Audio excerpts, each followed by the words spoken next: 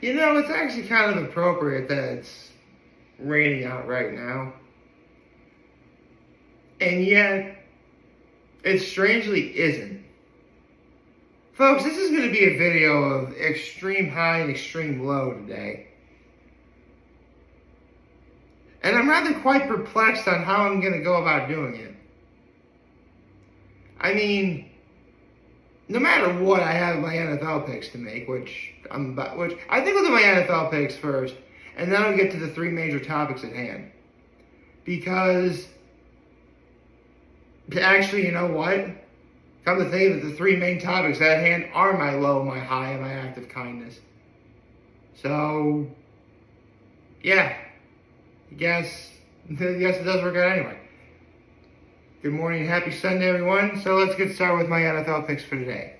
So as of right now, I am 1-0 for the week, because I was right about the Bills winning. So let's see.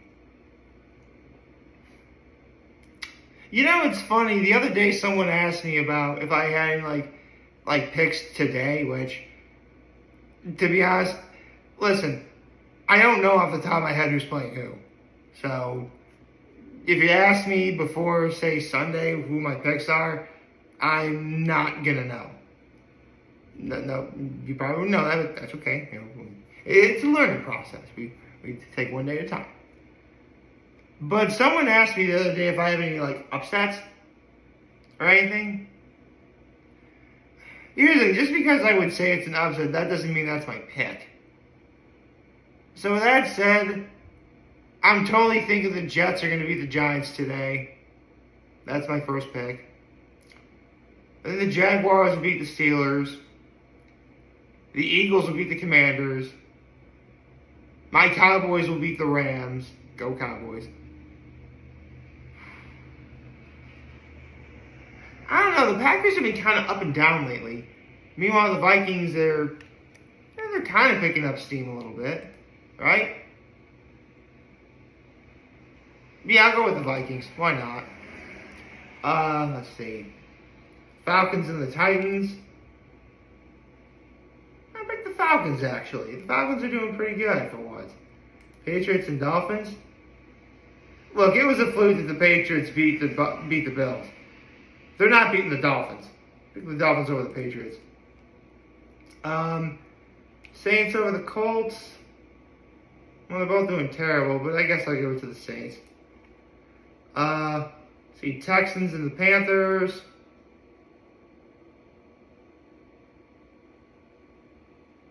Wow, the Panthers really 0-6 already? Good God. I almost want to pick the Panthers just to throw them a bone, but CJ Stroud's on fire right now in Texas, so yeah, I'll go with the Texans. Browns and Seahawks. It'll be a tough matchup, but I think the Browns' defense is for real. I'll go with the Browns. Bengals and Niners. Niners. Honestly, the Niners are going to be mad as Hornets after losing twice in a row, and the Bengals just happen to be their... Normally, Bengal Tigers are supposed to be the predators, but in this case, they're going to be the prey. So, 49ers over the Bengals. Really? The Chiefs and Broncos? Dude, okay. Okay, obviously, pretty obvious I'm picking the Chiefs, but let's be real here. The Chiefs and the Broncos won't be the real story of that game. No, the real story of that game is if T-Swizzle's going to be there. That's what some people call Taylor Swift. We call it T-Swizzle. Okay, side note. How many boyfriends has Taylor Swift had? Seriously. Considering some of her boyfriends have been musicians at some point, it's not out of the realm of possibility that every one of her boyfriends could get together and write a song about her. It'd be called T-Swizzled Us. It would probably look like the We Are the World album too. Anyway, so yeah, I'm picking the Chiefs over the Broncos. Ravens over the Cardinals. And I'll do the Chargers over the Bears.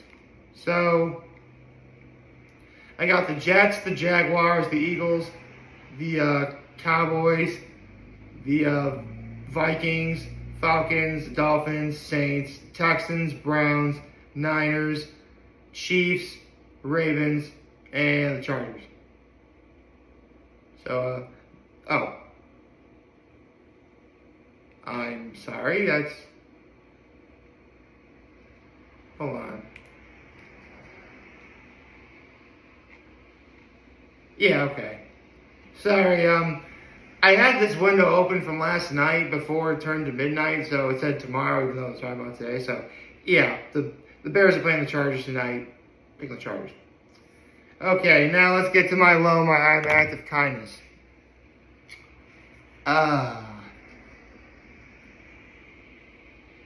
I touched upon this last night during my live vlog, but every once in a while, when exploring the worlds of fiction, be it a story, book you're reading, or a movie, or a TV show, you come across those characters that not only do they have traits that you identify with, they're basically you. And it's so incredible that you find these characters and you relate to them and you're able to learn more about yourself in the process. For me, one such character was Chandler Bing from Friends. Now, full disclosure, I never saw Friends during its original run on Fox. I was an animation kid. If I watched any live action shows, it was more like Power Rangers or Malcolm in the Middle or that 70s show. Never paid any mind to Friends. But everybody loved that show. Everyone still loves that show. Like, when it was announced years ago when Friends was going to be on Netflix, like, I could hear, like, it got loud all of a sudden all around me because everybody was cheering about it. That's how big of an impact Friends has on, well, pop culture. So in my 20s, which is probably over a decade after the fact that Friends aired, I started giving Friends a watch. And here's the thing. I love Chandler Bing. I do. But I had to trudge through a lot of nonsense to get to who my favorite character is.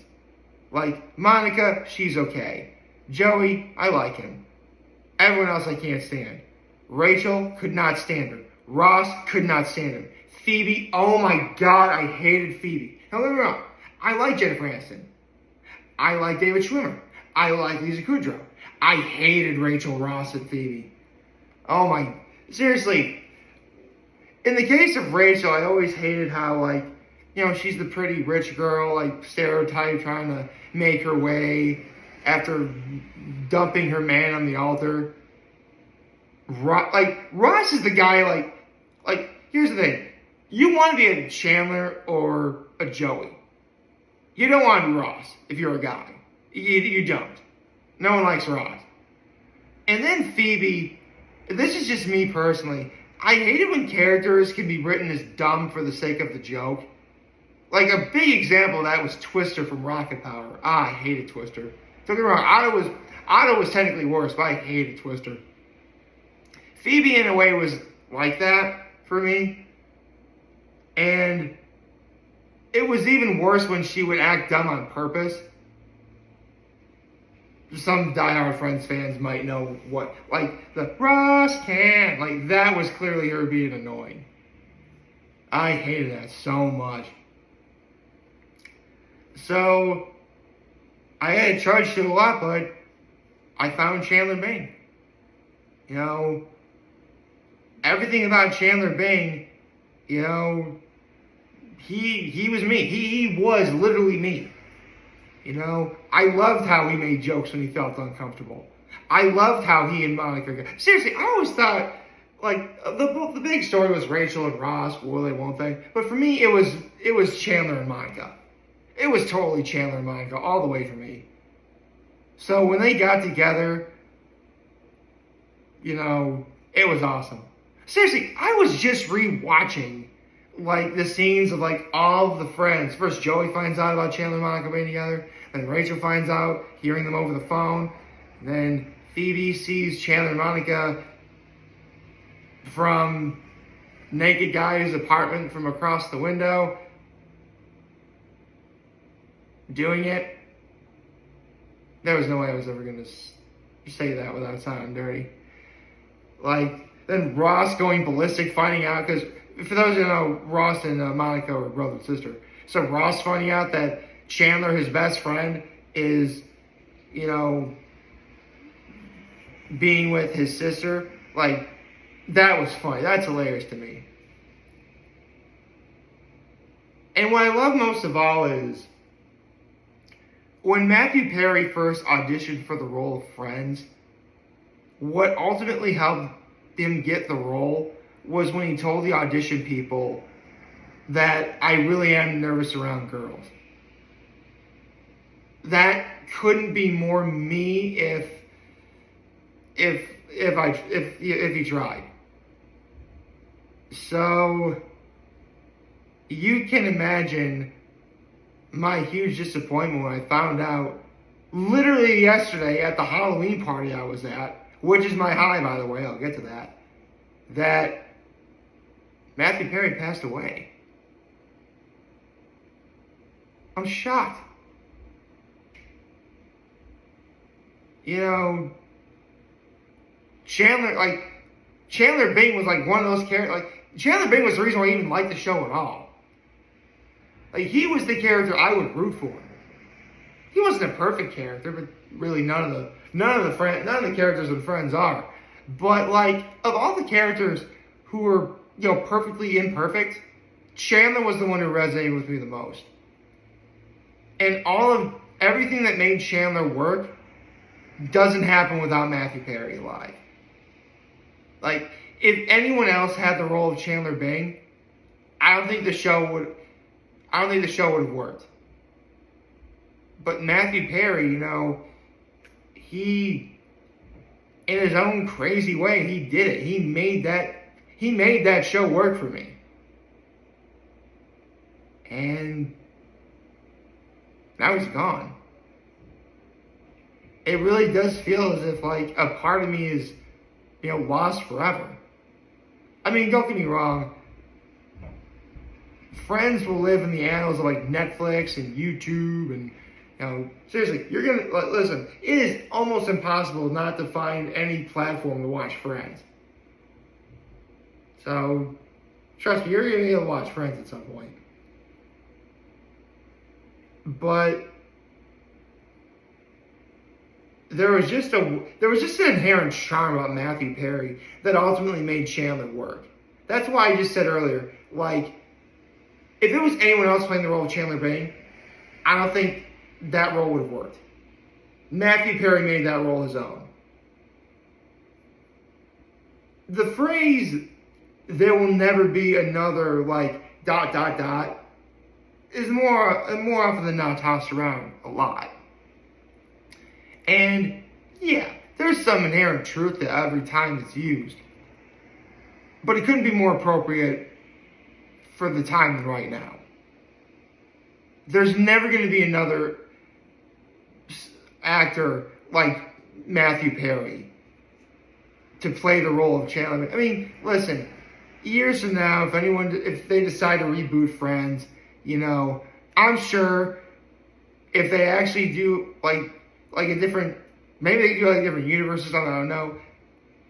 But if you're going to try and remake a Chandler, listen, I'm sure whoever tries to play the Chandler Bing character, I'm sure will do their damnedest to make it good. I'm sure they will. But they're never going to be able to do what Matthew Perry did. That man's talents could be imitated, but they could never be duplicated. So, yeah, I'm crushed. And it's so sad, too, because I found out during the Halloween party I was at over at the Ill Eagle Taphouse. Yeah, I went to their Halloween party. I'm scrolling my phone, looking on Facebook, and Matthew Perry died? No. And, like, I found out from a very reliable source and a dear friend of mine. Like, my friend posted, "This stinks. This one hurts." You know what? You and me both. This one got me. Not to the point where it had me, crying my eyes out, obviously, but man, to be honest, I'm not even sure if I can watch Friends anymore knowing he's gone. I mean, listen, any diehard fans of Friends, and even more diehard fans of Matthew Perry, would know that Matthew Perry would want us to keep watching. Watch old reruns of Friends, support the likes of Matt LeBlanc and David Schwimmer and Jennifer Aniston and Courtney Cox and Lisa Kudrow. Like, do it for them. And that's my advice to you. Like, listen, we all knew that at some point, at least one of the cast members of Friends was going to die at some point. We all knew that. It just never thought it would happen now, and certainly not, in the manner which, I know Matthew Perry had his dealings with drugs and alcohol, which kind of is weird that he died from an apparent drowning, which kind of makes me think alcohol might have been involved. But I'm not going to focus on what Matthew Perry did off camera. I'm going to focus on what he did on camera. And you know what? Matthew Perry, he was awesome. And I'm pretty sure anyone watching this will agree that he will be sorely missed. No question. So let's move on to something lighter. The Halloween party I went at. My High, which is the Halloween party I went to. Like, I had a lot of fun. It was a blast. It was the first Halloween bowl. I went to that one neighborhood Halloween party for some friends like a week ago. But like, this is the first Halloween party at Ill Eagle, and I had a blast. I had a lot of fun. I hung with my boy who works at the bar, man. It was a lot of fun. It was great. Saw some great costumes. There was a band playing. Listened to good music. Hung out. Had a really fun, nice time. And you know what? It was awesome. And were it not for the news of Matthew Perry's passing, I'm sure, listen, full disclosure, the news of Matthew Perry's passing doesn't overall affect my enjoyment of the party. But it is something that I think about, obviously. So, needless to say, to the good folks, to the good men and women who work over the Ill Eagle Taphouse, thank you for the wonderful party. You guys were awesome. Wonderful service. You guys put on a great party. Can't wait for whatever comes next. And whatever does come next, you better believe I'll be there with gusto. And speaking of gusto, let's talk about my act of kindness.